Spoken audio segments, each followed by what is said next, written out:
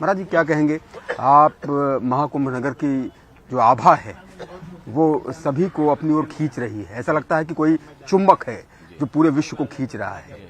क्या कहना चाहेंगे महाकुंभ नगर की व्यवस्थाओं को लेकर के, महाकुंभ नगर को लेकर के, और जो देश के कोने कोने से, विश्व के कोने कोने से आ रहे हैं श्रद्धालु, उनके लिए? तपोनदी पंचायती अखाड़ा श्री निरंजनी में आपका स्वागत है। अभी अभी आपने हमारे जो सचिव हैं, अखाड़ा परिषद के अध्यक्ष हैं नरेंद्र पुरी जी, उनसे आपने बात करी है और उन्होंने आपको सारी डिटेल में बताया। देखो, माघ मकर रवि गति जब हुए, तीर्थपति आए सबको। जैसे ही मकर संक्रांति से सूर्य जो है वो उत्तरायण में और मकर स्वयं अपने घर की राशि में प्रवेश कर चुके हैं और इस दिन के लिए भीष्म पितामह जी ने 18 दिन तक तीरों की शैया पर शयन किया, क्योंकि सूर्य दक्षिणायन थे, गोलाकार में घूमते हुए जिस मकर राशि का इंतजार करने पर ही भीष्म पितामह ने अपने इस सबे इच्छा मृत्यु का उनको वरदान था। और महाकुंभ के लिए, महापर्व के लिए तो हम सिर्फ यही कहेंगे कि 12 साल में एक पूर्ण कुंभ होता है और जहाँ पे 12 बार ये कुंभ हो चुका है, तो 144 वर्ष का ये महापूर्ण कुंभ का योग बना है।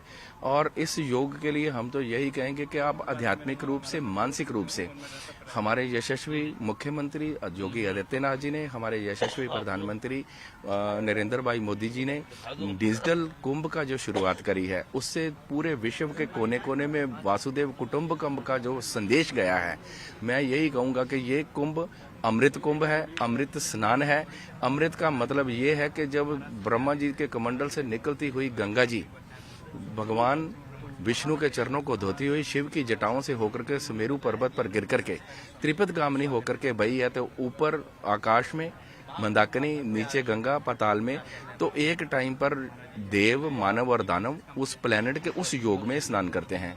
दूसरी बात, हमारे यहाँ पर ये कहा गया है कि 33 करोड़ देवी देव, 33 करोड़ नहीं है, 33 कोटि, 33 तरह के देवी देव हैं और ये प्रयाग का ही प्रभाव है, जिसको तुलसीदास जी कहते हैं कि कह ना सकूं प्रयाग प्रभाव।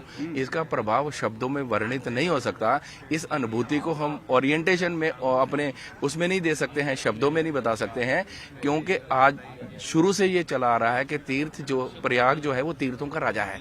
तो पूरे 1 महीने तक सारे तीर्थ जो है प्रयाग में वास कर रहे हैं, तो कहीं और जाने की जरूरत नहीं है। प्रयाग के तीर्थ में हम आएंगे, त्रिवेणी माधव के दर्शन करेंगे, त्रिवेणी संगम में स्नान करेंगे और कहते हैं कि अगर 1000 वाजपेयी यज्ञ करो, 1 लाख जो है वो राजसु यज्ञ करो और उसके बराबर 1 लाख आप धरती की परिक्रमा लो, उसके बराबर सिर्फ प्रयाग के कुंभ में एक डुबकी लगाने से हमें पुण्य अर्जित होता है।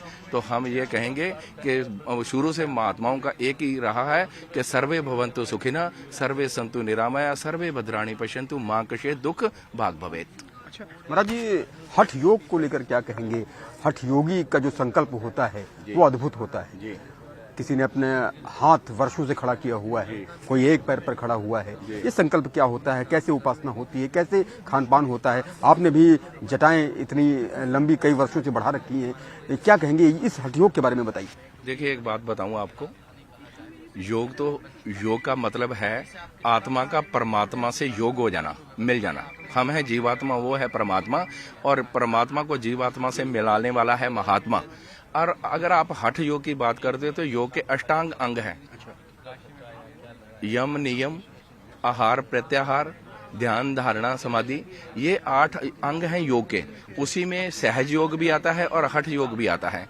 और आपने अभी एक प्रश्न में शुरुआत में बोला कि संकल्प क्या है, तो देखिए वो संकल्प वो है कि आप कहीं पर ईमेल कर रहे हैं और आपने ईमेल का एड्रेस सही नहीं डाला, या ईमेल के एड्रेस में एक डॉट भी छूट गया, तो आपकी मेल जो है वो डिलीवर नहीं होगी।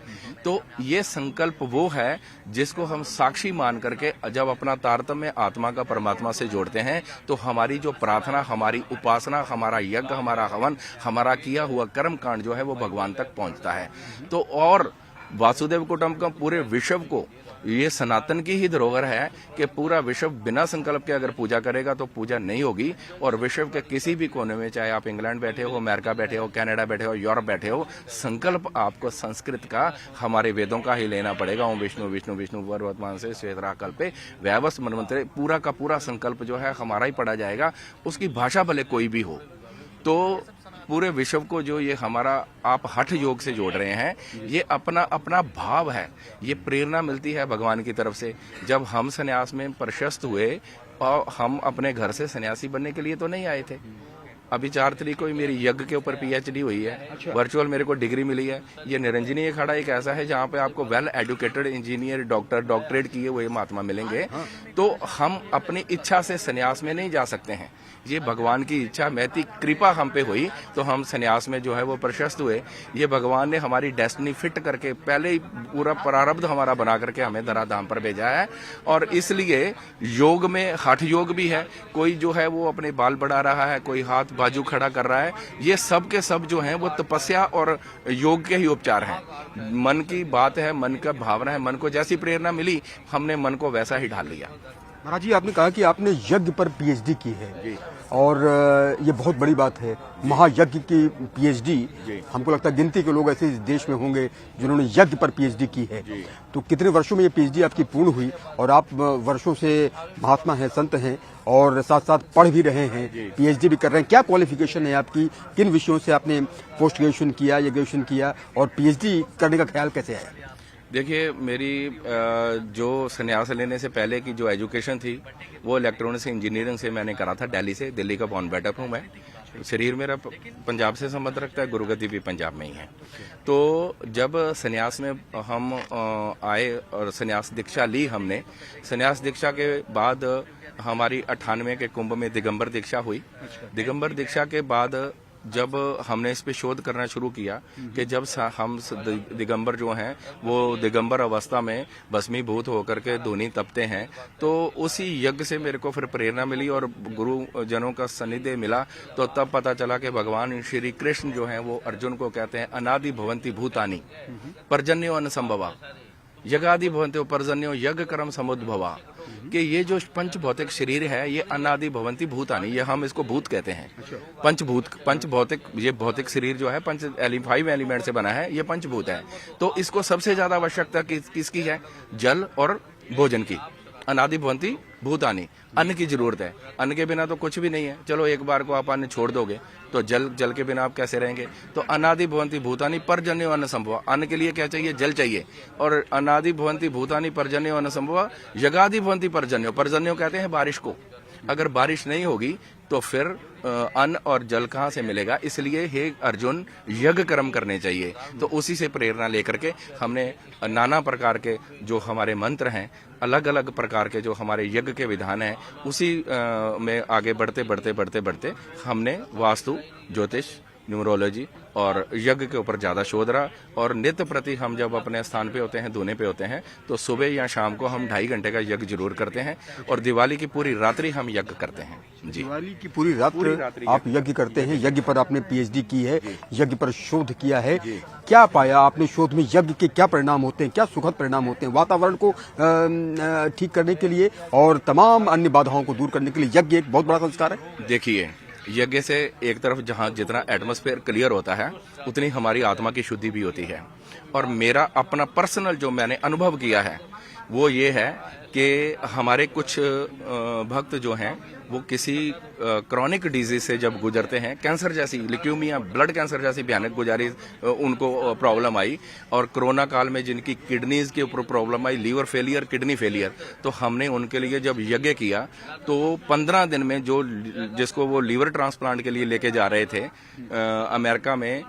कनाडा में कैलगरी से एडमिंटन रिसर्च सेंटर में लेके जा रहे थे, और 15 दिन में जो किडनी और जो लीवर हैं वो रिवर्स हुए हैं और आज वो बच्चे बिल्कुल ठीक ठाक हैं। कहाँ से पीएचडी हुई है आपकी महाराज जी यज्ञ पर? मेरी असम से हुई है। ये प्रज्ञा ज्योतिष नॉन एकेडमिक संस्था है जहां से मैंने यज्ञ के ऊपर पीएचडी करी है। और आपने ग्रेजुएशन बीटेक किया, इलेक्ट्रॉनिक्स इंजीनियरिंग में बीटेक किया। किस ईयर में बीटेक किया था? और दिल्ली निजामुद्दीन औलिया से मैंने किया था। और पहले मेरी जो फॉर्मल एजुकेशन है +2 की, वो मैंने पंजाब से करी। उसके बाद मैं वहाँ दिल्ली निजामुद्दीन औलिया से करी।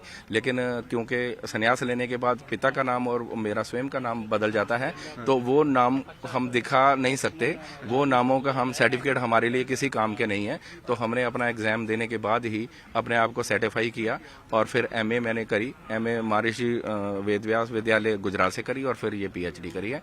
और मैं आप सब लोगों को आपके चैनल के माध्यम से बहुत सारा साधुवाद, बहुत बहुत धन्यवाद। आइए जन्म जन्म के पुण्य फलें, आओ सब हम प्रयाग कुंभ चले। अच्छा महाराज जी, एक आखिरी सवाल मैं पूछना चाहता हूँ। आपने बीटेक किया, आपने पोस्ट ग्रेजुएशन किया, आपने पीएचडी की, आपने +2 इंग्लिश मीडियम से पढ़ा, संन्यास आपने धारण किया ग्रेजुएशन के बाद या फिर संन्यास आप पहले ही धारण कर चुके थे? नहीं, मैं ग्रेजुएशन के बाद ही संन्यास ग्रहण किया, लेकिन मैं अपने गुरुजी के संपर्क में शुरू से था। मेरा आश्रम में आना जाना रहता था और धीरे धीरे मेरे को प्रेरणा मिलती गई उनसे। और सडन ऑफ ऑल ऐसा हुआ कि ग्रेजुएशन के बाद जब हम गुरुजी की सेवा में थे, अचानक उनका शरीर ब्रह्मलीन हुआ। तो डेस्टिनी ये बनी कि मेरे को ही वहां पर जो है वो चुना गया उस आश्रम के अध्यक्ष के रूप में। तो तब फिर मैंने जो है वो संन्यास पहले ब्रह्मचारी दीक्षा में थे, फिर हमने जो है वो संन्यास दीक्षा ग्रहण कितने वर्ष हो गए आपको संन्यास धारण किए? मैंने 96 में संन्यास धारण किया था। कुंभ की महिमा निराली है। अभी आईआईटी से ग्रेजुएट संत बने हैं और आपने पीएचडी कर रखी है। पीएचडी करने यज्ञ पर पीएचडी की है, पोस्ट ग्रेजुएशन किया है, तो कुंभ में एक से एक ज्ञानी है। जी, मैं 98 से ही हर कुंभ में शामिल होता हूँ और 2010 के बाद अगर आप कुंभ का कोई भी किसी भी सोशल नेटवर्क मीडिया पे जाएंगे तो आपको ये शक्ल जरूर नजर आ जाएगी। तो कुंभ की महिमा निराली है, इसीलिए सब लोग आकर्षित होते हैं।